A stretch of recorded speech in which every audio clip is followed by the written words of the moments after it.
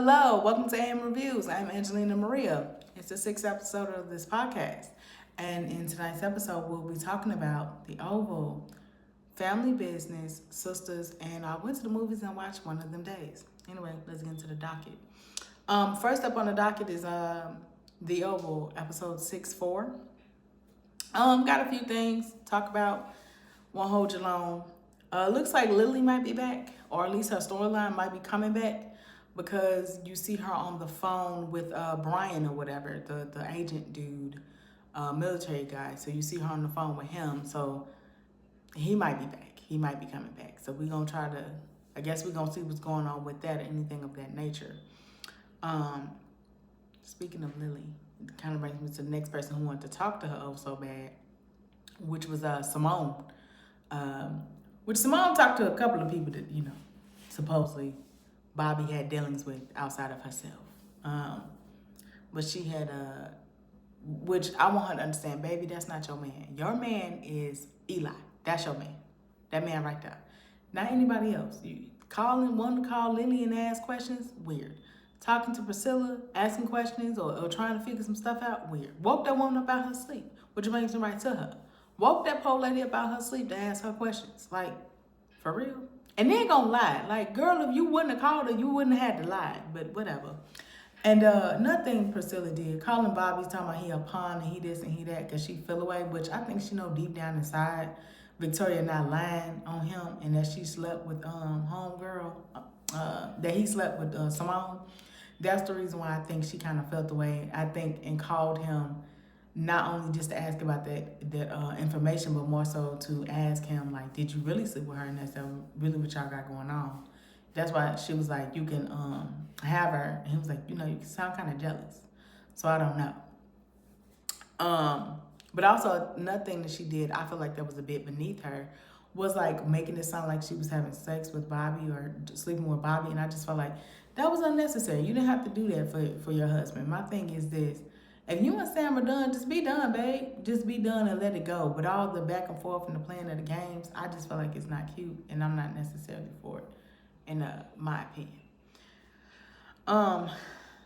Jason, this is the thing, because he's supposed to be helping them get the tunnels, which back to Hunter can walk, and we found that out, and he trying to stomp around and all that.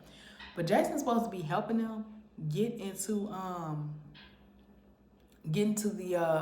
the tunnel so they can move around and do what they gotta do. Jason is so like, please don't go into them tunnels. You don't want to know what's in them tunnels. I want to know what's in them tunnels. Because at this point, baby, you had a dead body. You got somebody chained up in them tunnels. Like, what is in them tunnels to the point where can't nobody go down there and you don't want nobody down there? Like, I just want to know. At this point, please inform me. Is Gail down there? And we don't know about it. Because, he's already off the grandma. And the granddaddy never said he received it, not to my recollection. But last but not least, Miss Nancy. Miss Nancy, in my opinion, turned out to be the most problematic character on the show. I know it's easy to be like, well, Victoria, she's problematic. She does this and she does that. And it's like, yeah, but all this up front. Like, we knew she was problematic in the beginning. Or you could argue Hunter, and it's like, we knew he was problematic in the beginning. Miss Nancy, Miss Churchgoer, Miss Christian, Miss I don't drink, Miss dutiful wife, Miss this, that, and the third, Miss morally upright, her. That's the one that turned out to be sleeping with not only his father but the son. Not only had a baby with the father but also the son. Like, girl, you literally gave birth to your husband's little brother and your son's cousin or nephew. I really don't know what to say. Like, that's crazy because technically that's his uncle, because that's his granddaddy's son. Therefore, you gave birth to your son's uncle and brother, as well as gave birth to your husband's little brother / stepson. Girl, you don't think that's ghetto? And then you talking cash crazy to that man, talking about some, when you divorcing me, you hurting me, da da da. You sleeping with his daddy yet and still. You ain't even remorseful for none of your acts. Talking crazy to the point where it caused him to stab the daddy, which I think was crazy. She talked crazy, he stabbed him, which just spoke to the fact that he would never truly harm Nancy and he truly loves her. But his daddy, Negro, you can get it. Speaking of another rant that went on, I felt like was unnecessary, was Sam's rant towards or in direction to Priscilla, calling her emotional, calling her stupid, saying they just need a divorce and she doing the most and da da da da. I wonder why she emotional. I wonder why she's stupid. I wonder why she evil. You talking about how she acted in response to what you had already done to her. I wonder why. I wonder how we got to this point. She didn't just wake up and decide to do this to you, Sam. Calm down, baby. You caused it.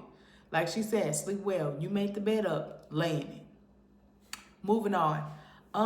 To Family Business, episode 5-4. I'm gonna be honest.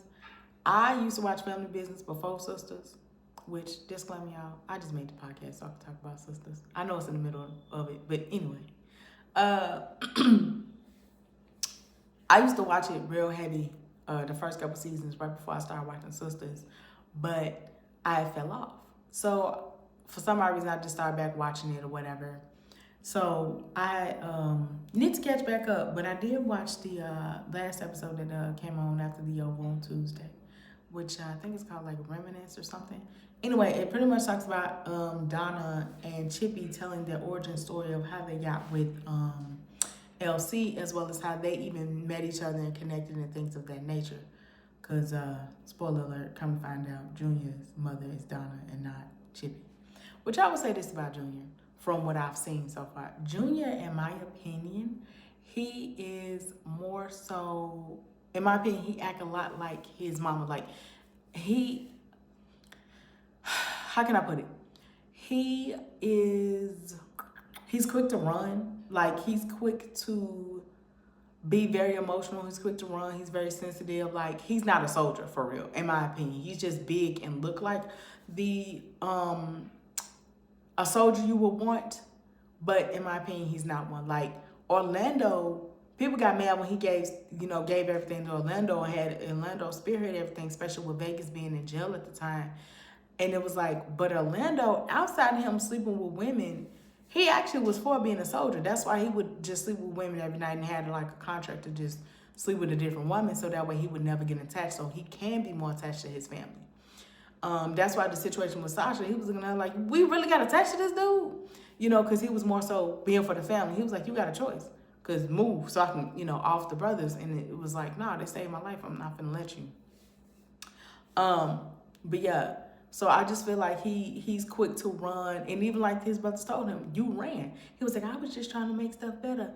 You ran, you got your cousin, which now we come to find out is his sister, got his cousin kidnapped. You got your parents almost killed. Like, you left everybody. Not only are we trying to fight off the brothers, we trying to sit up there and protect you. So it's just like, I feel like he has now it look like he's finna be in bed with the Italians or whoever he's supposed to be in bed with, the Donna trying to get in bed with. So it's just like, it's like at the drop of a hat when you feel away, he's very, like, even to the woman, even to his wife now, oh my God, Sonia, you shutting her out. It's like when he feels away, it's just there's no getting through to him. It just is what it is, and he don't care. And it's just like, okay, yeah, definitely Donna's son. Speaking of Donna, I'm gonna say this. I feel like from what I saw, which I am gonna get rewatch and get myself back acclimated, so I won't be just talking off the fly and don't know what I'm talking about. But from what I saw in the episode, it looked like Elsie and Chippy never slept together. Even though, yes, she was a working girl, they never slept together. So if they never slept together, that means that he fell for her based off of the literature. Like, because she was reading Why the Cage Bird Sings by Maya Angelou. And then he was talking about the autobiography of Malcolm X by Alex Haley. So not only they was talking about like black literature and things like that, and that's when she was like, I didn't even know Horace can read and things like that. And it was like, you don't understand, like, he fell for her probably because of her mind and the conversations that they were having, what she was into. And Chippy, I'm gonna be honest, when you meet her on the surface, sometimes you forget that Chippy will gun somebody down. Sometimes you'll forget that she'll knock somebody out. Sometimes you'll forget, because Chippy's very multifaceted and very layered. I think Chippy just for a long time did what she had to do, versus Donna, who had the resources because your daddy was a doctor. So before you quick to judge her for being a working girl or doing what she had to do, you didn't have to do that. You had somebody that went to school and had them resources. She didn't. Who knows why, how she got to that point in time, how that point in that place, but she was rather smart. But that's really just my tidbit on Family Business episode 5-4. Like I said, I'm gonna get more caught up, so when I talk about it, I can actually know what the heck I'm talking about. I'm also gonna watch the New Orleans one. I'm very interested in see what that's gonna be like, so that's gonna be on the next episode. Anyway, moving on right along to Sistas episode 816. Oh my gosh, I got quite a bit to say about this episode. First off, Agent Watt, you keep barking up the wrong trees. And what killed me is when he came in talking about some lucky to see you two here together at the same spot. At their home where they live, to tell Fatima and Zach to see them together at the same spot while you went to their residence is crazy. They live there. I pray they live there together. I pray you find them there at their house together. That's where they reside. That's where they pay their bills. Who would have thunk it, Also, I agree with Fatima when it comes to Zach. Why on earth would you sit up there and show that man that your suspect board? Why would you do that? Because to be honest, that means that you knew better about the situation than him. And I had learned, or I had been paying attention, that Agent Wanda is only going for people that know Gary in a personal aspect. And not 100% personal, but at least for the most part, it's more personal than professional. That's why if you think about it, he didn't call in Miss Marie Willis. He didn't call in Robin Arbery. Yeah, Audrey. Robin Arbery. Robin. He didn't call Robin in. I probably botched his last name. Now I can't talk. Sorry. Anyway, he didn't call in Hayden. He didn't call in Tamara. He didn't call in these people, and the reason why he did not call them in is because they're only known for having a professional relationship. They felt by him being stabbed in the chest, it was more of a personal act. Why would I call in somebody that only knows him more so on a professional level, and what happened was personally done? So somebody needs to have a personal motive. Now, yes, Zach would be business too, but you gotta think about it. He cool with Danny. His baby mama is Cameron, as well as his girl is Fatima, and Fatima don't like him because of the way he treated Andy, which is her homegirl. In addition to the other two women I just named, that Zach is tied to. They got a personal issue. That's why he also didn't think about it. He only called in Jordan because, once again, Jordan is with Andy. Why didn't he call in Tony? Why didn't he call in Rich? They have no real ties. Their personal tie is not strong enough. That's why they didn't call him in. If your personal tie was not strong enough, they did not call you in. Or if your personal tie wasn't at the surface, they did not call you in. So it was like, that's why some people is like that are better suspects than some of the people that got called in, some of the people that got arrested, some of the people that got interrogated. That's why they didn't even get called in. And speaking of the person that should, in my opinion, should be called in the most is Miss Tamara. Her. I think she did it. To be honest with you, if you think about it, like I just said, they're only calling people that they obviously have a personal tie or a stronger personal tie, not professional, not anything else. So what I believe is,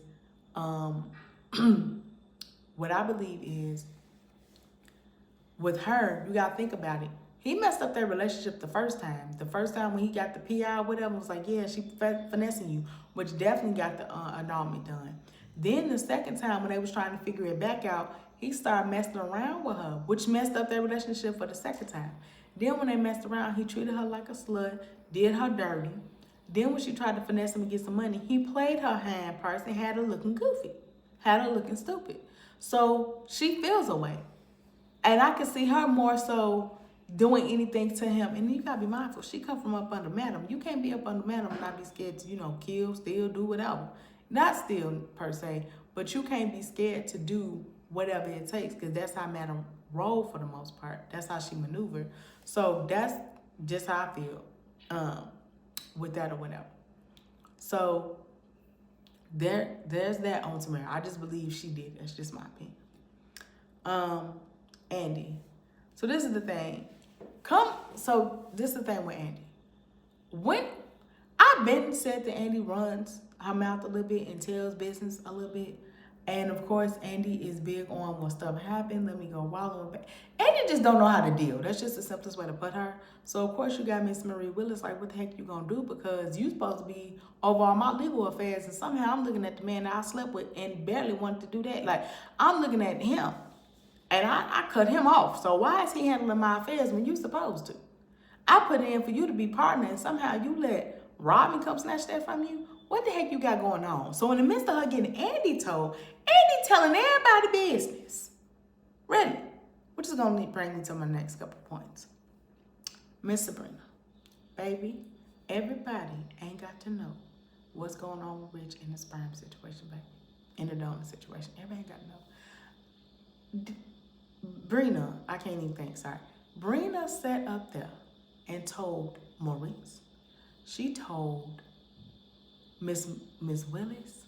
She told all the girls.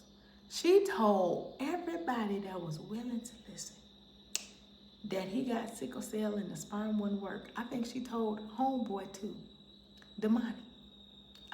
Everybody ain't gotta know. Why on earth are you telling everybody? That's just what my, sorry for that background noise. If you can hear it, sorry about it. Anyway, she told everybody that was willing to listen, which is like, really? Why? For what? And it's like, you didn't even, like, I can halfway see the girls, talking about it with the girls. That makes sense. That makes a lot of sense to me. A whole lot of sense to me. But to tell Miss Marie Willis, why? For what? Speaking of that, Miss Marie Willis in her masterclass, I'm going to be honest, which brings me to Danny, my last point on Sistas. I'm going to be honest. Miss Marie Willis should spearhead the sister circle more often, to be honest with you. Because, first of all, I love seeing Danny and Fatima coming in off the elevator, kick in, and when they asked what was going on, which further proves that Danny don't just be out telling business and running her mouth, because come to find out, that's Andy and Sabrina. Danny stood up there and said, they was like, Andy was the one that asked, what y'all laughing about? What's so funny? She said, you had to be. Danny was the one that said, you had to be there. Which means, well, we talked about ain't your business. So then when Danny was going to sit down, she was like, now we got the pledges out the race, sit down, da-da-da. And she was like, who is this one? Who is this? And then, she was like, I summoned you. Now, mind you, Miss Marie Willis, even when Andy was telling Danny's business, going back to her for a second, when she was talking about fighting, how you got to fight, she was like, yeah, my friend fights so much. Because you sound like Danny, my friend, she fights so much, she's to the point where she's having night terrors and panic attacks. Mind you, Andy's also the same person that has not checked on Danny. Ain't called the girl, ain't checked in on her, ain't none of that. But because you too busy telling her business. You can't even say, girl, you good, but you want to tell her business to prove your point. Thus, looking down on her. Really? And then Miss Marie Willis said, oh, okay. So what's she doing about it? Thinking that she was going to prove her point. She was like, well, she's going to therapy and it's working. Oh, sound like she's still fighting to me, huh? Still like she's still facing and fighting her demons. You should try it. So mind you, fast forward to the sister circle meeting, Danny's so used to the girls coming at her for this, that, and the third, to the point where that's what she's expecting again from Miss Marie Willis. Especially when Miss Marie's like, I summoned you and sit down, and now we got the pleasantries out the way. Hope you mentally prepared for the master class. So Danny's sitting up there like, who is this woman? Who is she? And why is she thinking it's appropriate to come at me like this? Because Danny's in such defense mode because unfortunately, that's what the baby got to do. She got to be ready to fight at all times with them. Her and Fatima is not that far. When Fatima has to deal with the girl, she got to put her armor on. When Danny deal with the girl, she got to put her armor on. That's why Fatima like Danny, because Fatima know that when she rock with Danny, she ain't got to put no armor on. She know Danny ain't finna come for her. So ain't no fight. Same thing with Danny and Fatima. Danny feel like she ain't got to fight Fatima. So, okay, cool. So when she say all this, Danny looking like, who is this woman? Because what's going on? And, that's why Miss Marie Willis, which first of all, they are an amazing duo. They are so awesome. And I really want Miss Marie Willis to take Danny under her wing, because I feel like the woman that Danny can be and the woman that Danny will be, if Miss Marie Willis take her under her wing, would just be crazy. So anyway, when she was like, I'm prepared to bob and weave, and Danny like, yeah, I'll fight you. I ain't above whooping your butt and da-da-da-da-da. I'm just here for it. So she tells Danny, fast forward to her telling everybody what they need to get together, what they got to do. She tells Danny, oh, so you have a night terror. I hear you having night terrors. I hear you having panic attacks. She was like, so Danny feels way and hits Andy like, here it come. I'm finna get shamed. I'm finna get bashed. I'm finna get talked back crazy to. Talked bad about. What did Miss Marie Willis say? But also, here you going to therapy. Sound like you're doing something about it. I'm proud of you. Keep up the good work, baby girl. You are irreplaceable. We need you. Keep that fight up. That is the first time in almost 9 solid seasons we have ever witnessed that. We had never witnessed anybody truly defend Danny. The best we had witnessed was Fatima not shame Danny. We had never truly witnessed somebody truly defend Danny. That was the first time. Especially a woman. That was the first time we had truly witnessed a woman defend Danny. She defended her before she saw her in metal, and when she saw her in person, she said the same exact thing and more. She spoke life and love into her, and I love that Fatima patted her on the back and rubbed her and was like, I'm here for you too, and I'm with you too, and Miss Marie Willis is not wrong. She right, girl. So I really did appreciate the episode.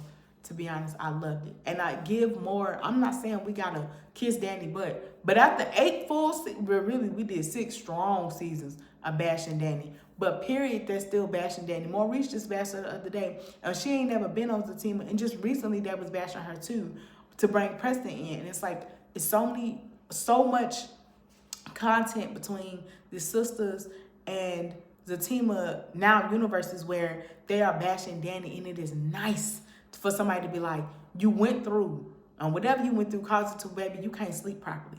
Whatever you went through caused it to where you having panic attacks and your heart is not doing what you need to do. You're not breathing properly or what have you.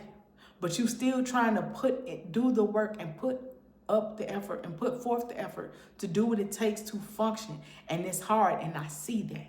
But you are irreplaceable, baby, and please keep it up. Because to be honest, you negating somebody that can't sleep at night and having night terrors, which can cause panic attacks and things like that, that person, that they don't feel like somebody see them and be like, you got this and you could do this, that could cause somebody to be suicidal.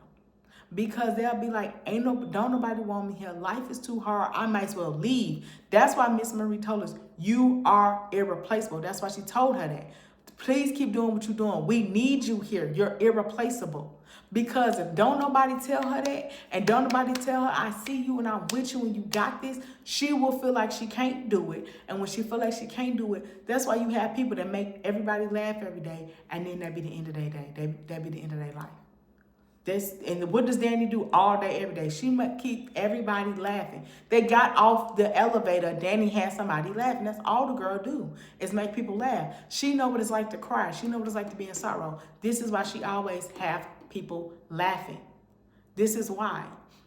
And it's kind of sad that it took Miss Marie Willis, a complete and utter stranger to her, to be the first person to truly say, I see you and you got this. Please keep it up. We need you here. You irreplaceable. That's my tidbit on that. That's my little rant on that. It pertains to Danny and the and Sistas. Last but not least, I actually went to the movies to see one of them days just before it left the theater. I'm gonna give the quick little plot of it or whatever. It pretty much puts you in the mindset of Friday, the first Friday and Friday after next. Pretty much the plot is Kiki Palmer as well as SZA, they have to get their rent. So they had their rent money. An unfortunate event caused them to not have their rent money. It's the first. While Kiki is trying to get a promotion, SZA is kind of like the carefree, she's kind of like the carefree artist and creative or whatnot. So, with the bummy boyfriend. So anyway, they trying to get their rent money. So they go through this crazy situation. And they get the rent money, lose the rent money, get the rent money, lose the rent money. It's really, really crazy and it's really, really good. I went to go see it on a Tuesday. And like I said, it reminds me of Friday, the first one and the third one, Friday after next. It made me think if they took Friday, took 2 women into place, and then made it about today's. Now, my rating for it is an 8 out of 10. I think it was really, really good. It was really, really funny. It had like I said, it had the theater pack on the Tuesday right before it left. It left the next day, Wednesday. So that was really crazy to me. It left yesterday, or what have you. So that was really, really crazy. But to be honest, Kiki Palmer's like Craig, while SZA is kind of like Day Day slash Smokey, minus she doesn't smoke. Cat Williams is also in the film. Cat Williams is kind of like a mixture of Ezell and kind of like the crackhead Santa Claus, even though he's not on drugs, he just homeless. And it's just kind of funny, and I just like the way they kind of did everything. Like the way they kind of did everything. And then like the person that will be Debo is the girl. Oh my gosh, they call her Big Booty something. Oh my gosh, I forgot. No, Bully something, something. I can't think of her name right now. But yeah, and it was kind of dope. Only difference is they had like a white friend, kind of. Judd Apatow's daughter, I think her name is Maud Apatow or something like that. She's in the film, and she plays their like their kind of move-in neighbor because he wanted white people in or whatever. And then you got the person that sells stuff at the house. It's just very, it's like based in LA. Well, let me not say LA, it's based in California. But it's just kind of like this community or whatever. It was really, really good. Like I said, I give it an 8 out of 10. It was really, really good. I will say this. If you like Friday, the first one, you'll like it. Or if you like Friday, after next, which is the third Friday, you'll like it. Because in my opinion, it's a compilation of both. It puts you in that mindset. Thank y'all so much for watching AM Reviews. This has been episode 6. I am Angelina Maria, and that's been my tidbit on The Oval. The Oval, let me get the episode, I'm sorry. The Oval 6-4, Family Business 5-4, Sistas 8-16, as well as One of Them Days. All right, y'all have a lovely day. Thank you. Okay, bye.